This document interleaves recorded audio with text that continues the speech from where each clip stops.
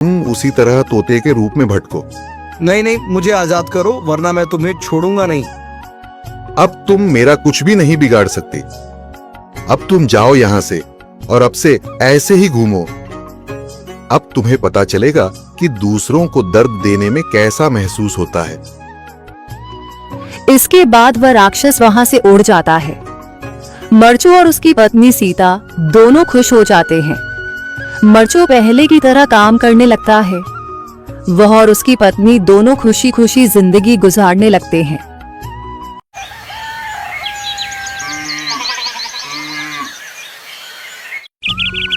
मरचू जंगल से लकड़ियां काटकर बाजार में बेचने गया, लेकिन उसे लकड़ियों के अच्छे दाम नहीं मिले।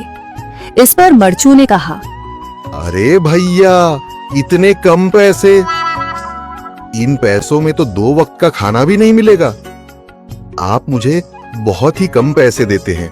मैं इतनी मेहनत से लकड़ियां काट कर आता हूँ, लेकिन उनके पैसे मुझे बहुत कम मिलते हैं।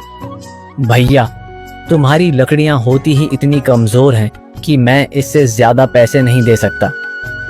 तुम्हारी लकड़ियों के बस इतने ही पैसे बनते हैं।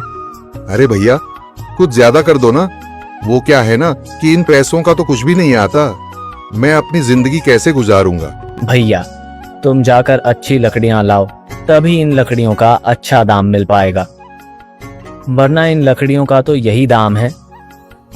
ये सुनकर मरचू बहुत ज्यादा परेशान हो गया और पैसे लेकर किराने की दुकान से सामान खरीदकर घर आ गया। घर पहुंचते ही, जाइएगा, अभी मत जाइए।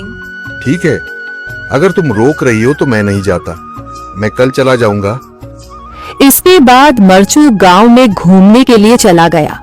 तभी उसे एक आदमी मिला और उसने कहा, कहाँ जा रहे हो भैया? और सुनाओ, क्या हाल चाल है? जिंदगी कैसे गुजर रही है? अरे भैया, तुम्हें तो पता है कि लकड़ियां काटकर कैसे गुजारा होता है। हाँ भैया, तुम सही कह रहे हो। और आसपास के जंगलों में अच्छी लकड़ियां भी नहीं है। इसके लिए तो जंगल के अंदर जाना पड़ेगा। पर जंगल के अंदर तो काफी सारे जंगली जानवर होंगे। मुझे बहुत डर लगता है भैया। मैं जंगल में कैसे जाऊंगा? हाँ भैया, जंगली जानवर तो होंगे, लेकिन अच्छी लकड़ियां तो वहीं से ही मिलेंगी। ये सुनकर मरचू बहुत ज्यादा परेशान हो गया, लेकिन वह आदमी बिल्कुल ठीक कह रहा था। जंगल के किनारे की सारी लकड़ियां कट चुकी थीं। अब सिर्फ जंगल के अंदर ही अच्छी लकड़ियां बची थीं। अगली सुबह मरचू